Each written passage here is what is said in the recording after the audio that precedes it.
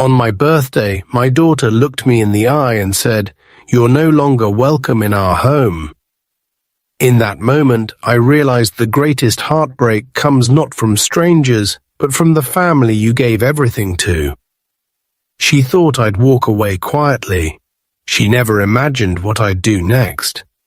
If this story moved you, please like the video, subscribe to the channel for more powerful stories, and share your thoughts or experiences in the comments below.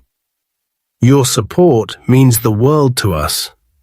On the morning of my 68th birthday, I woke to the sound of rain tapping against the window, a gentle, persistent rhythm that seemed to echo the heaviness in my chest. I lay in bed for a while, staring at the ceiling, letting the memories of birthdays past drift through my mind. Cakes baked by loving hands, laughter echoing through the house, the warmth of family gathered close. Those days felt like another lifetime, a world that had quietly slipped away while I was busy holding it together. My wife Margaret had been gone for nearly a decade, and in her absence I had poured every ounce of my love and energy into our only child, Emily. I had watched her grow from a bright-eyed little girl into a woman with a family of her own. And though the years had brought their share of distance and misunderstandings, I had always believed that the bond between us was unbreakable. I rose slowly, my joints protesting, and made my way to the kitchen, where I brewed a pot of strong coffee and sat at the table, listening to the rain and the quiet hum of the refrigerator. The house felt emptier than usual, the silence pressing in around me. But I told myself it was just another birthday, just another day. I checked my phone, half expecting a message from Emily, a simple "Happy birthday, Dad," but there was nothing. I scrolled through old photos instead, letting the faces of my grandchildren, Sophie and Bernan, bring a smile to my lips. I remembered the promise Emily had made a week ago, that she and the kids would host a small birthday dinner at her house. Just the family, nothing fancy. I had looked forward to it all week, planning what to wear, what stories to tell, even what gift to bring for the kids. Because that's what grandfathers do.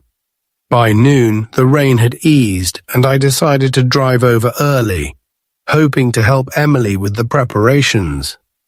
I stopped at the bakery on Main Street and picked up a chocolate cake, the kind she used to beg for as a child, and a bouquet of yellow tulips, Margaret's favorite.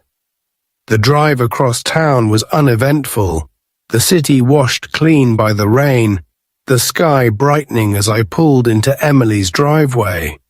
Her house was a picture of suburban comfort, the lawn neatly trimmed, the porch decorated with cheerful planters.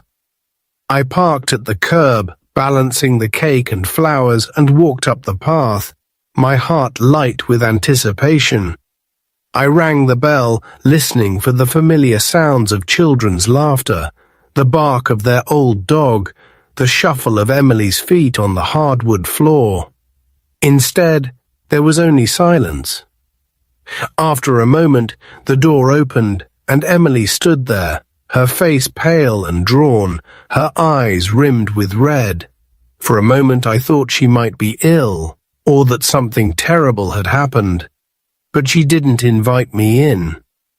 She stepped outside, closing the door behind her, and stood between me and the warmth of her home.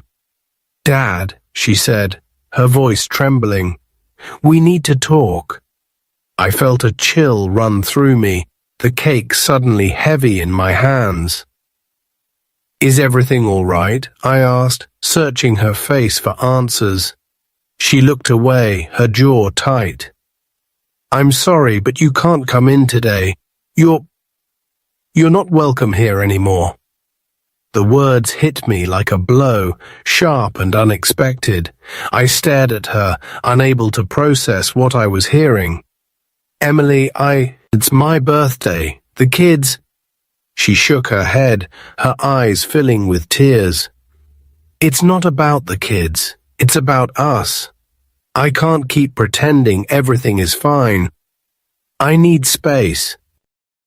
We all do. I felt the world tilt beneath my feet, the ground shifting in ways I couldn't control. What did I do? I whispered, my voice barely audible. She hesitated, then said, It's not one thing, Dad. It's everything. The way you always have to be right, the way you criticize, the way you make me feel like I'm never enough. I can't do it anymore. I need you to leave. I stood there, the rain starting up again, the cake and flowers trembling in my grasp. I wanted to argue, to plead, to remind her of all the times I had been there for her, of the sacrifices I had made, of the love that had shaped every decision of my life.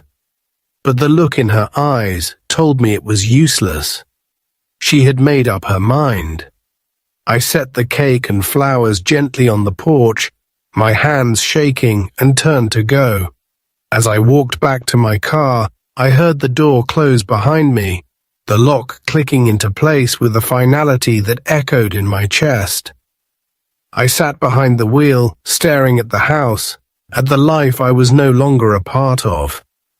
I thought about driving away, about leaving and never looking back, but something inside me refused to move. I had spent my whole life giving, my time, my money, my love, always believing that family was a bond that could not be broken. But as I sat there, watching the rain streak down the windshield, I realized that bond had been severed, not by time or distance, but by choice. I started the engine, the car rumbling to life, and drove away. The weight of Emily's words pressing down on me. I didn't know where I was going, only that I couldn't go home, not yet, not with the ache of that locked door still fresh in my heart. I drove aimlessly through the city, past the old neighborhood, past the park where Emily had played as a child, past the church where Margaret and I had been married. Everywhere I looked, I saw ghosts, of laughter, of love, of a life that no longer belonged to me. As the sky darkened and the rain fell harder, I made a decision. I would not let this be the end of my story. I would not let Emily's rejection define the rest of my life. I would find a way to reclaim my dignity, to remind her and myself of the man I had been, the father I still was. My birthday, I decided, was not just a day on the calendar. It was a turning point, and I would not let it pass in silence. I drove for hours, the city lights blurring past as the rain turned the streets into rivers of gold and shadow. My mind replayed Emily's words over and over, each syllable cutting deeper than the last. I tried to remember every moment that might have led us here, every argument, every misunderstanding, every time I'd tried to help and somehow made things worse. I thought of Margaret, of the way she used to smooth things over between us, her gentle voice always finding the right words when mine failed. Without her, the distance between Emily and me had grown. Small cracks widening into chasms I hadn't known how to cross. I pulled into the parking lot of an all-night diner, the kind of place where no one asked questions, and sat in the car, watching the rain bead on the windshield. I wondered if Emily was watching from her window, if she felt any regret, or if she was already moving on, relieved to have finally spoken the words she'd been holding back for years. I tried to summon anger, to blame her for the pain she'd caused, but all I felt was a hollow ache, a sense of loss so profound it left me breathless. I thought about calling my sister, about finding comfort in her familiar voice, but the shame was too raw, too fresh. Instead, I sat in the silence, letting the storm outside mirror the one inside me. After a while, I went into the diner, ordered a cup of coffee, and sat by the window, staring at the empty street. The waitress, a woman about my age with kind eye, ass and a tired smile, brought me a slice of pie on the house when she heard it was my birthday. "You look like you could use a little sweetness," she said, and I managed a weak smile, grateful for the small kindness. I ate slowly, savoring the taste, letting it remind me that life still held moments of comfort, even in the midst of heartbreak. As the night wore on, I found myself thinking less about what I had lost and more about what I still had. I had my health, my memories, the love of a wife who had believed in me until her last breath. I had friends, neighbors, a community that had watched me grow from a boy into a man. I had a lifetime of experience, of lessons learned the hard way, of strength forged in the fires of disappointment. I realized, sitting there in the quiet glow of the diner, that I had spent too long letting other people define my worth. I had given and given, always hoping for gratitude, for recognition, for a place at the table. But now, with nothing left to lose, I felt a strange sense of freedom. I could choose, for the first time in years, to put myself first. I paid for my coffee, left a generous tip, and stepped back into the rain, the air cool and clean against my skin. I drove home slowly, the city asleep around me, and let myself imagine a different kind of future. One where I was not waiting for an invitation, not begging for scraps of affection, but building a life on my own terms. When I reached my house, I stood for a long time on the porch, listening to the rain, feeling the weight of the day settle into my bones. I thought about the trust fund I had set up for Sophie and Ben, the life insurance policy that named Emily as the sole beneficiary, the deed to the cabin by the lake that still sat in my name. I realized, with a clarity that was almost painful, that I held the keys to everything Emily valued, her security, her comfort, her future. And for the first time, I wondered what would happen if I took it all away. The thought grew, as intoxicating, a rush of power that made my hands tremble. I spent the rest of the night at the kitchen table, making lists, gathering documents, planning my next move. By morning, I had a plan, a way to remind Emily of everything she owed, of the cost of her betrayal. I would not confront her with anger or accusations. I would not beg for forgiveness or plead for a place in her life. Instead, I would take back everything I had given, piece by piece, until she understood what it meant to be truly alone. I started with the trust fund, calling the bank to freeze the account until further notice, citing concerns about misuse of funds. The manager, an old friend from my days at the mill, didn't ask questions. "You do what you need to do, Tom," he said, his voice low and steady. "Family's complicated." Next, I called the insurance company, changing the beneficiary on my policy to my niece, a single mother who had always treated me with kindness and respect. I drafted a new will, leaving the lake cabin to my sister's children, the only ones who had ever bothered to visit me after Margaret died. Each call, each signature felt like a small act of liberation, a way to reclaim the years I had lost to Emily's ingratitude. By noon, I had undone decades of sacrifice, erasing Emily from every document, every account, every future plan. I felt lighter than I had in years, the weight of obligation finally lifting from my shoulders. I made one final call to the lawyer who had handled Margaret's estate and asked him to draft a letter to Emily informing her of the changes. Make it formal, I said, my voice steady. No explanations, just the facts. He agreed, promising to send the letter by certified mail the next day. I hung up the phone and sat in the quiet, the house suddenly feeling less empty, less haunted by the ghosts of birthdays past. I poured another cup of coffee and eyed it to Margaret's photograph, her smile now a promise rather than a memory. Happy birthday to me, I whispered. This year I'm giving myself the gift of freedom. As the sun set on the day that had begun with heartbreak, I felt a sense of peace I hadn't known in years. I had lost a daughter, but I had found myself. And in the end, that was the only family I needed. The days that followed were filled with a strange, almost exhilarating sense of purpose. For the first time in years, I wasn't waiting for a call from Emily, wasn't checking my phone for a message that never came. Instead, I poured my energy into reclaiming the parts of my life I'd neglected. I started by cleaning out the garage, sorting through boxes of old tools and forgotten keepsakes, each item a reminder of the man I'd been before I became just dad or grandpa.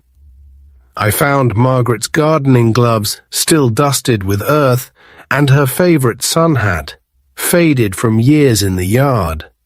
I set them aside, a quiet tribute to the woman who had taught me that love was both a gift and a responsibility. I called my sister Linda and invited her over for dinner. We hadn't seen much of each other since Margaret's funeral, both of us drifting in our own grief, but when she arrived with a bottle of wine and a warm hug, it felt like coming home. We talked late into the night, sharing stories of our childhood, laughing at memories that had grown sweeter with time. She listened as I told her about Emily, about the birthday that had changed everything, and she squeezed my hand, her eyes shining with understanding. "You did what you had to do, Tom," she said softly. "You can't pour from an empty cup." Her words settled over me like a balm, soothing the raw places I hadn't known were still bleeding. The next morning, I woke early and drove out to the lake cabin, the one Margaret and I had bought when Emily was still in high school. The drive was long, the roads winding through forests just beginning to show the first hints of spring. When I arrived, the air was crisp and clean, the water still and glassy beneath a pale blue sky. I unlocked the door and stepped inside, breathing in the familiar scent of cedar and old books. The cabin was just as we'd left it, simple, sturdy, filled with the echoes of summers spent fishing, swimming, and telling stories by the fire. I spent the day airing out the rooms, sweeping the porch, and making a list of repairs. It felt good to work with my hands, to lose myself in the rhythm of honest labor. As I hammered a loose board back into place, I thought about the years I'd spent making sure Emily and her family had everything they needed. Help with the mortgage, new appliances, even covering the cost of Sophie's braces when money was tight. I'd done it all gladly, believing that love meant sacrifice, that a father's job was to give without expecting anything in return. But now, standing in the quiet of the cabin, I realized that I had given too much, had allowed myself to become invisible in my own story. I made a promise to myself that day. I would no longer beg for a place in anyone's life. I would build a life that was mine, one that honored the man Margaret had loved, the man I still wanted to be. That evening, as the sun set over the lake, I sat on the porch with a cup of coffee and watched the sky turn gold and pink. I thought about Emily, about the pain of her rejection, and felt a pang of sadness. But it was softer now, less sharp. I knew there would be hard days ahead, moments when the ache of loss would return, but I also knew that I was stronger than I had ever realized. I was not a victim. I was not a martyr. I was a man who had loved deeply, who had given everything, and who had finally learned to love himself enough to walk away. As darkness fell and the first stars appeared, I whispered a silent prayer, not for Emily, and not for reconciliation, but for the courage to keep moving forward, to keep choosing myself one day at a time. The next morning, I packed up the car and drove back to town, feeling lighter than I had in years. I stopped at the bakery on the way home, buying a loaf of fresh bread and a box of pastries for Linda. When I walked through the door, she greeted me with a smile, her arms open wide. "Welcome back, big brother," she said, and for the first time in a long time, I felt like I was exactly where I belonged. Spring crept in quietly, the world outside my window softening with new green and the promise of warmer days. I found myself waking earlier, eager to open the curtains and let the sunlight spill across the kitchen floor. My days took on a gentle rhythm, coffee in the morning, a walk through the neighborhood, afternoons spent tending the small garden Margaret had once loved. I planted tomatoes and beans, remembering the way she used to hum as she worked, her hands sure and steady in the earth. The ache of Emily's absence was still there, but it no longer defined my every thought. Instead, I focused on the small joys that filled my days, the laughter of children playing down the street, the scent of fresh bread from the bakery, the warmth of Linda's company as we shared meals and memories.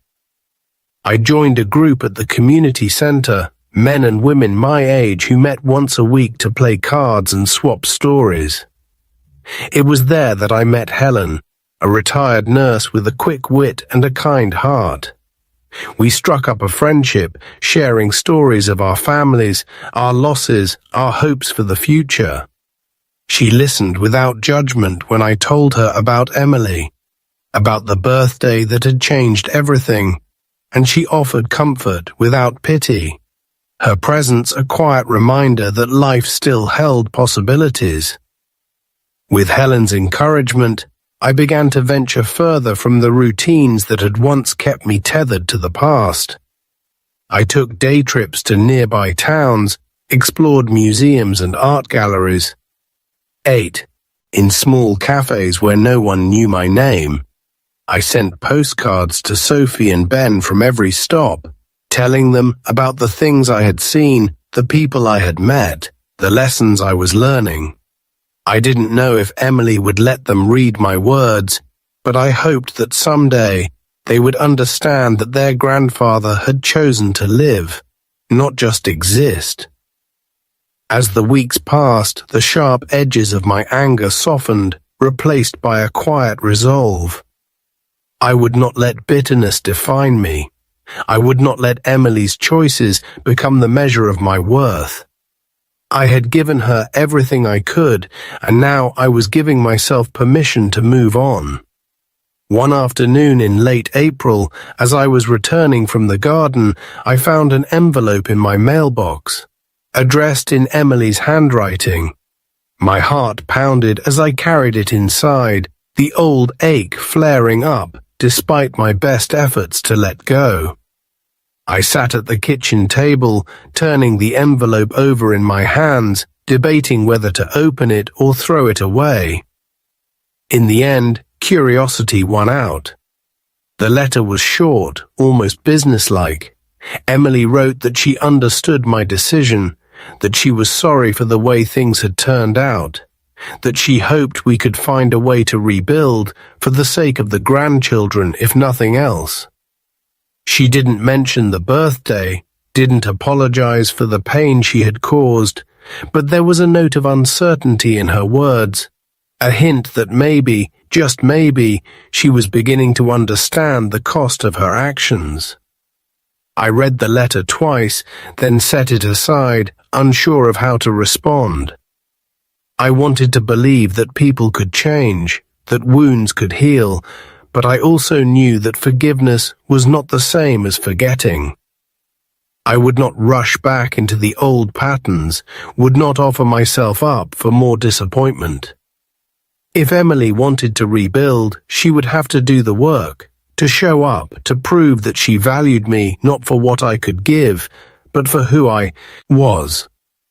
That night I wrote her a reply, short, honest, without bitterness.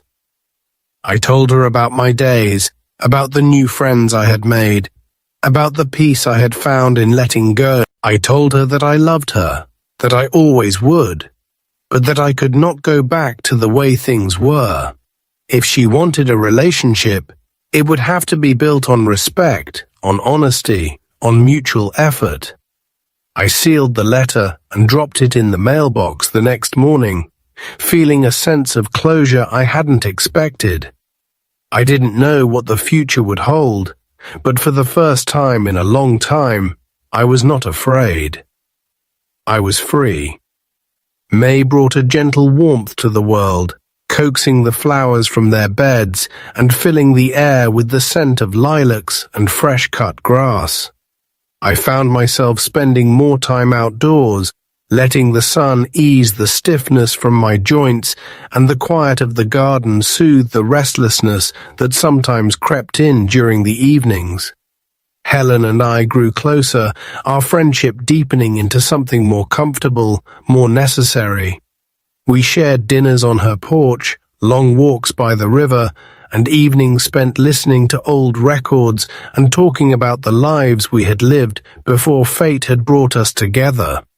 She told me about her own struggles with her children, the disappointments and misunderstandings that had shaped her journey.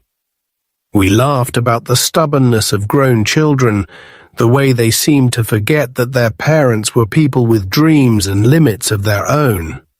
With Helen, I felt seen in a way I hadn't in years, not as a father or a provider, but as a man with his own story, his own worth. One Saturday in May, she invited me to join her at a community picnic in the park.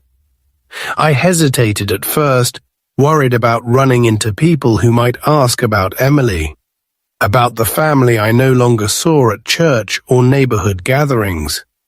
But Helen squeezed my hand and told me that sometimes the only way to heal was to step back into the world, to let people see you living, not just surviving.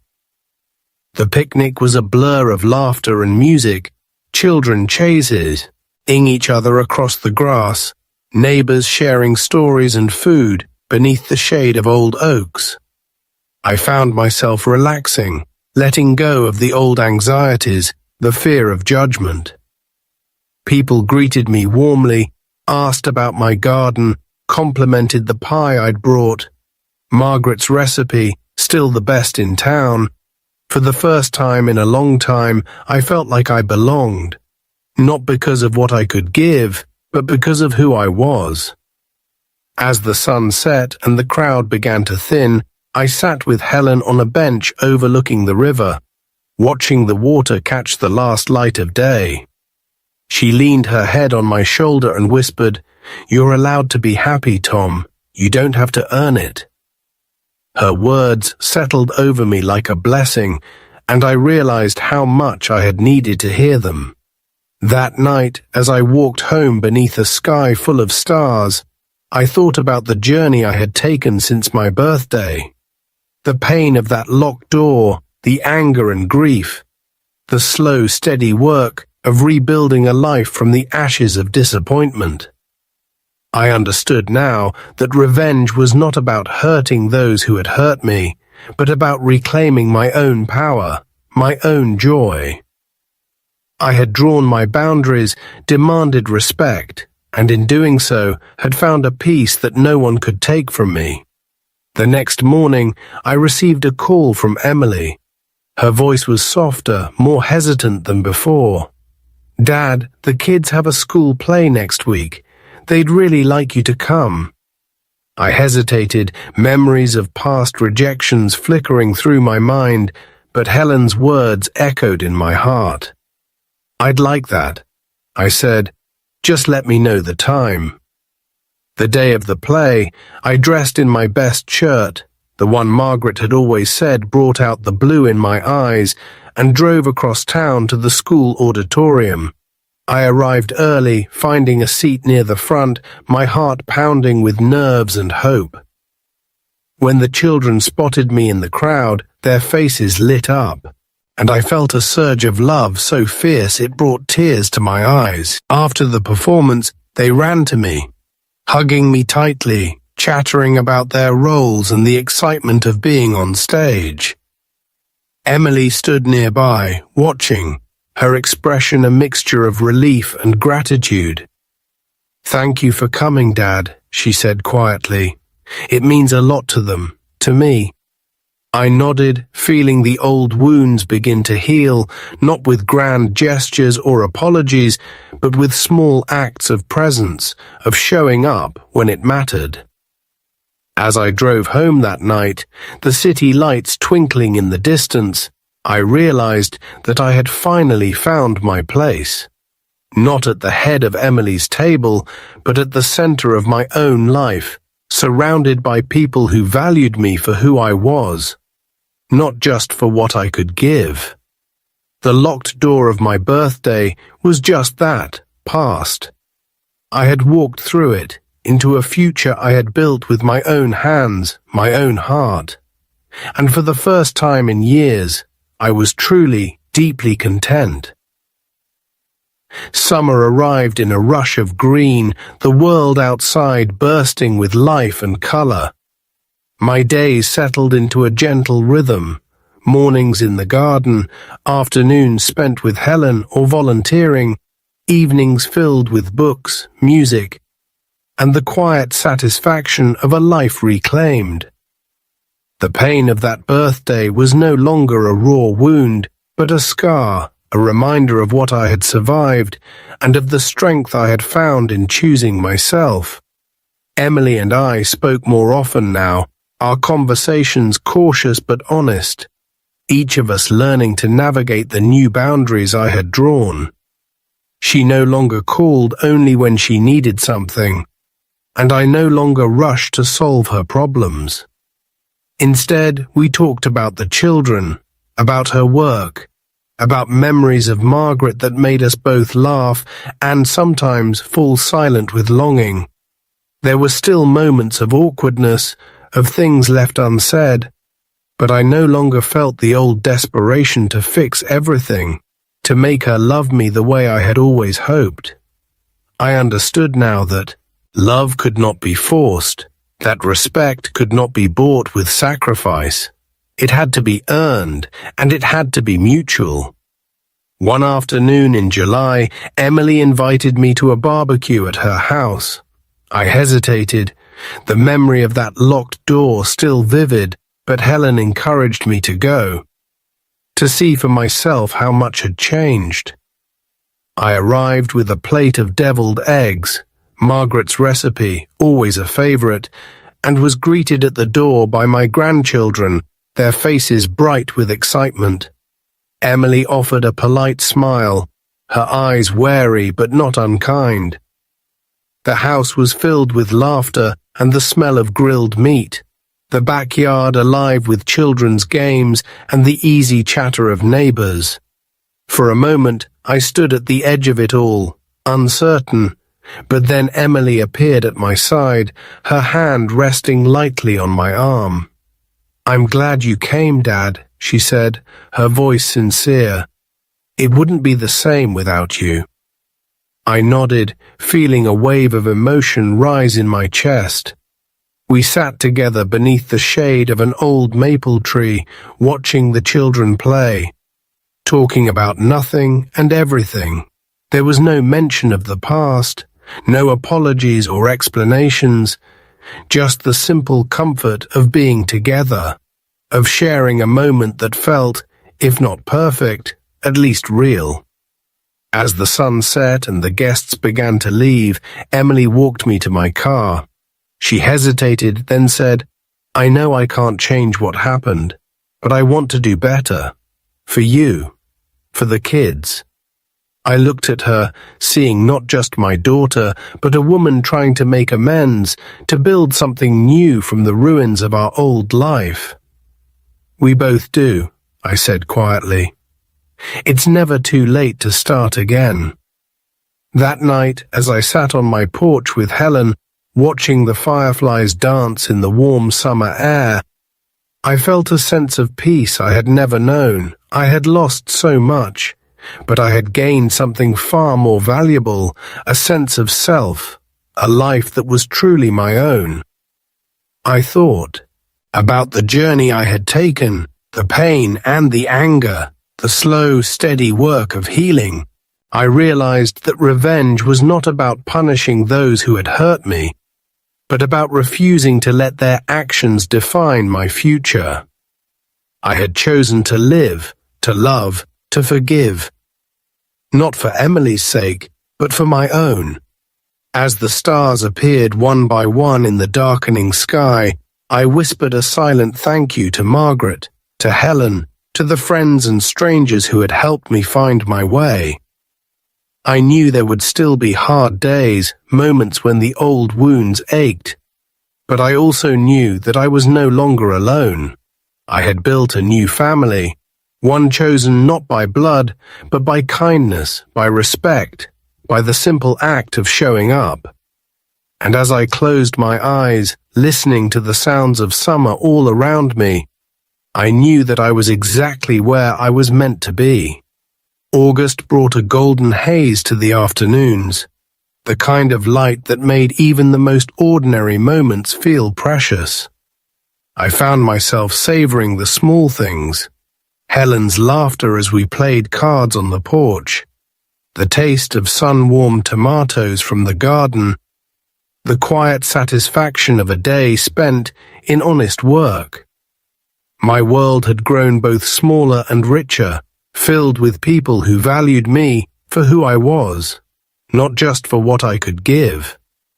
Emily and I continued to rebuild, slowly and carefully, each interaction a step toward something more honest and enduring. She invited me to more family gatherings, sometimes just for coffee, sometimes for a Sunday meal. The grandchildren grew bolder in their affection, no longer shy or uncertain, but eager to share their stories, their triumphs, their small heartbreaks. I watched them grow, their faces changing with each season, and felt a deep gratitude for the chance to be part of their lives again. There were still moments of awkwardness, of words left unsaid, but I no longer felt the need to fill every silence, to fix every problem. I had learned that some wounds heal only with time, and that forgiveness, real forgiveness, is a gift we give ourselves as much as others. One evening, as Helen and I walked through the park, she asked if I ever regretted the choices I had made, the boundaries I had drawn, the sacrifices I had reclaimed. I thought about it for a long moment, watching the sun dip below the horizon, painting the sky in shades of orange and violet. I admitted. I used to wonder if I'd done the right thing, if I'd given up too soon. But now I see that I was saving myself. I was teaching Emily and myself that love isn't about erasing who you are for someone else. It's about showing up, honestly, even when it's hard. Helen squeezed my hand, her eyes shining with pride. "You're a good man, Tom. You deserve every bit of happiness you found." Her words settled over me like a blessing, and I realized how far I had come since that birthday, how much I had grown. I was no longer waiting for someone to unlock the door, to invite me in. I had found my own way home. As autumn approached, the air grew crisp and the leaves turned gold and red. I felt a sense of anticipation, not dread.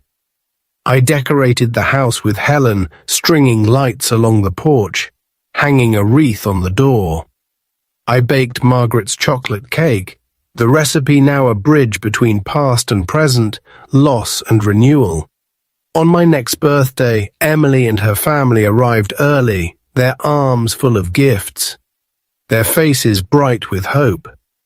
There was no grand apology, no dramatic reconciliation, just the quiet, steady work of being together, of choosing each other day after day. We gathered around the table, sharing stories, laughter, and the simple joy of belonging. As I looked around at the faces of those I loved, I realized that the greatest revenge was not in taking back what I had given, but in refusing to let bitterness define me. I had built a life of meaning, of connection, of self-respect. I had Sho and Emily and myself. That family is not a right, but a privilege, one that must be earned and cherished. That night, after everyone had gone, I stood on the porch, the cold air sharp and clean, the sky ablaze with stars. I thought of Margaret, of the years we had shared, of the lessons I had learned in her absence. I whispered a thank you to the universe, to the people who had helped me find my way, to the man I had become. I was not defined by the doors that had closed behind me, but by the ones I had opened for myself.